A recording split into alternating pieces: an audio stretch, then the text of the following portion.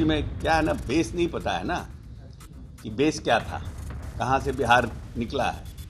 उस समय तो तेजस्वी जी बहुत छोटे थे, उनको पता नहीं है कि कैसे स्कॉर्पियो से राइफल निकला रहता था, कैसे 118 नरसंहार हुआ, कितना जातीय अनुवाद हुआ। ये सब तो उस समय बच्चे थे, तो उस समय तो जानकारी नहीं है। आज तक इतने साल में कभी जगलाल चौधरी जी की जयंती मनी, और आज तक आपने जगलाल चौधरी की जयंती में, अम्बेडकर जी की जयंती में बिहार आने की, क्या चुनाव का साल है, आपको सब याद आ रहे हैं। तो जनता यहाँ इतनी मूर्ख थोड़ी है बैठी हुई है। नमस्कार, आप लाइव सीरीज देख रहे हैं, आपके साथ मैं हूं वसीम खान। देखिए, स्कॉर्पियो से राइफल निकलने की बात, तेजस्वी यादव बच्चा हैं अभी, तेजस्वी यादव को बेस नहीं पता। देखिए, अब स्कॉर्पियो से राइफल भी निकलने लगे हैं, उनकी बातें निकलने लगी हैं। सबसे पहले आप मंत्री अशोक चौधरी को सुनिए, क्या कुछ कह रहे हैं।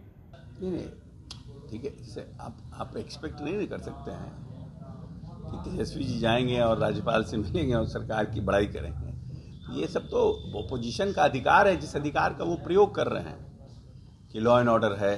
तो अब इनको तो एक्चुअली में क्या है ना, बेस नहीं पता है ना कि बेस क्या था, कहाँ से बिहार निकला है। उस समय तो तेजस्वी जी बहुत छोटे थे, उनको पता नहीं है कि कैसे स्कॉर्पियो से राइफल निकला रहता था, कैसे 118 नरसंहार हुआ, कितना जातीय अनुवाद हुआ। ये सब तो उस समय बच्चे थे, तो उस समय तो जानकारी नहीं है। उन्होंने ये भी कहा कि बिहार को मुख्यमंत्री नहीं डीके चला रहे हैं। वो तो बहुत कॉमन है। ये तो जिसको पुराने जो लोग पहले कहते थे आरसीपी सिंह के बारे में, अब आज इनके बारे, जो लोग मुख्यमंत्री के साथ हैं और मुख्यमंत्री को बिहार के विकास में ताकत दे रहे हैं, उन सबको ये लोग टारगेट कर रहे हैं। तो तेजस्वी जी को याद नहीं है संजय जी के बारे में कितना बोला जाता था। तो ये तो बहुत कॉमन है ना, इट्स वेरी कॉमन। जो आदमी जिसके साथ रहता है उसको टारगेट किया जाता है। लालू जी नीतीश कुमार के गृह जिला जाते हैं और कहते हैं तेजस्वी को सीएम बनाइए, ना किसी के सामने सिर झुकाएं ना झुकाएंगे। विधानसभा में बनाना जरूरी अनिवार्य हो गया। तो लालू जी अपने थक गए अनिवार्य करते हुए कि हमको बनाइए, हम बहुत अनिवार्य हैं। तब तो उन तो थक गए। अब तेजस्वी जी को अनिवार्य कर रहे हैं। अब तो बिहार की जनता ने डिसाइड करेगी कि बिहार विकास के पथ पर कैसे है, और जो लोग चाह रहे हैं आना, उनके आने से बिहार का क्या होगा। जनता पार्टी की सरकार बन रही है। सर, आम आदमी पार्टी कह रही है ऑपरेशन लोटस चल रहा है, विधायकों को फोन जाने लगा। अभी तो कौन जीतेगा कौन हारेगा ऐसे कैसे पता है। केजरीवाल जी अगर अंतर्यामी हैं तो ये नहीं कुछ कहा जा सकता है।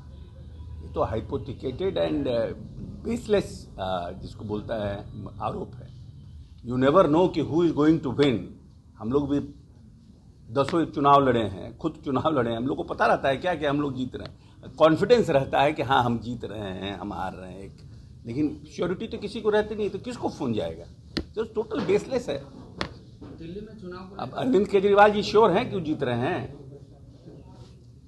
हाँ। ये बीजेपी अगर जीत जाती है तो क्या लगता है उसका असर बिहार पर भी पड़ सकता है? बिहार के चुनाव पर क्या असर पड़ेगा? बिहार के परिदृश्य में देखा जाए तो क्या? Don't worry about Bihar. BJP और एनडीए, बीजेपी और जेडीयू और बाकी जो हमारे घटक दल है, इसमें कहीं कोई कंफ्यूजन नहीं। हम लोग मजबूती से घूम रहे हैं। हम लोग 5 यहाँ एनडीए चुनाव लड़ेगी नीतीश जी के नेतृत्व में। There is no confusion. Rahul Gandhi आए थे और दलितों पर बहुत सारी चीजें उन्होंने कही, और दलितों, एक ऐसा लग रहा है कि बड़े वोट बैंक पर कांग्रेस अपना अधिकार जमाना चाहती है। लगता है सफलता मिलेगी? तो ये तो डिसाइड अब कैसे कह सकते हैं, बट ये तो डिसाइड करें। लेकिन आज तक इतने साल में कभी जगलाल चौधरी जी की जयंती मनी, सिर्फ चुनाव के ही साल में क्यों जगलाल चौधरी जी याद किए गए। जगलाल चौधरी की मूर्ति किसने लगाया? आज़ादी के बाद लंबे समय तक यहाँ पर कांग्रेस की सरकार रही, क्यों नहीं जगलाल चौधरी जी की मूर्ति लगाई गई? जगलाल चौधरी की मूर्ति किसने लगाया, किसने शुद्ध लिया? वो नीतीश कुमार है। और आज तक आपने जगलाल चौधरी की जयंती में, अम्बेडकर जी की जयंती में बिहार आने की, क्या चुनाव का साल है, तो आपको सब याद आ रहे हैं। तो जनता यहाँ इतनी मूर्ख थोड़ी है बैठी हुई है। जनता तो सब समझती है ना। जाति गणना की बात कही गई कि यहाँ के जाति सर्वे की हम बात नहीं कर रहे हैं, केवल महागठबंधन सरकार का सर्वे था वो, और वो तेलंगाना की बात कर रहे हैं, तेलंगाना का उदाहरण पेश कर रहे हैं। तो क्या लगता है कांग्रेस तेलंगाना का उदाहरण क्यों तेलंगाना इसलिए कह रहे हैं कि उन्होंने कहा था, तो उनको लगता है कि जो हम कह रहे हैं वही सही है। लेकिन सबसे पहले इस देश में जातीय गणना किसने कराया? जातीय गणना की लड़ाई किसने लड़ी? जब जातीय गणना का नीतीश जी लड़ाई लड़ रहे थे तो उस समय तो राहुल गांधी जी का कहीं या कांग्रेस पार्टी का कहीं कोई टिप्पणी नहीं आया कि हाँ ये अच्छा है, ये होना चाहिए, ये इसको नेशनल लेवल पर हम इशू बनाते। नीतीश जी ने तो अपने स्तर से सब जगह इन बातों को कहा। और जब महागठबंधन बना भी, इंडी सरकार बनी, तो जब बॉम्बे का मीटिंग हो रहा था उन्होंने इस पर इशू क्रिएट किया कि भाई इसको आप नेशनल इशू बनाइए, लेकिन उसमें ममता बनर्जी जी ने विरोध किया, कांग्रेस चुपचाप सुनती रही। अब आप जब नीतीश जी निकल गए, जातीय गणना सब कुछ हो, तब उसके बाद वो तो फसाद है ना, आइडियोलॉजिकल नहीं है, सिचुएशनल है। There is a difference between ideological politics and situational politics. तो आपने सुना, मंत्री अशोक चौधरी को मुख्यमंत्री नीतीश कुमार के बेहद ही करीबी माने जाते हैं। और ऐसे में देखिए, जब सवाल पूछा गया लॉ एंड ऑर्डर को लेकर, देखिए तेजस्वी यादव ने राज्यपाल से मुलाकात भी की थी, आरिफ मोहम्मद खान से, और ज्ञापन भी सौंपा था। देखिए लॉ एंड ऑर्डर की स्थिति बिहार में चरमरा गई। कई सवाल तेजस्वी यादव ने उठाए थे, मुख्यमंत्री नीतीश कुमार पर भी सवालों के बौछार किए, और अब मंत्री अशोक चौधरी का गुस्सा फूटा है तेजस्वी यादव पर। बेस नहीं पता, उन्हें नहीं पता कि किस तरीके से स्कॉर्पियो से राइफल निकला करते थे। देखिए उन्हें कुछ भी नहीं पता कि कहां से बिहार उभरा है। ये तमाम बातें मंत्री अशोक चौधरी कह रहे हैं, कहते नजर आ रहे हैं कि तेजस्वी यादव अभी बच्चा है। बच्चे की बात कर रहे हैं तो ये भी कहते नजर आ रहे हैं कि तेजस्वी यादव को ज्ञान नहीं, यानी कि कहीं ना कहीं तेजस्वी यादव के ज्ञान पर सवाल खड़े करते मंत्री अशोक चौधरी दिखाई दे रहे हैं। वहीं राहुल गांधी को लेकर के भी बड़ा बयान दिया है।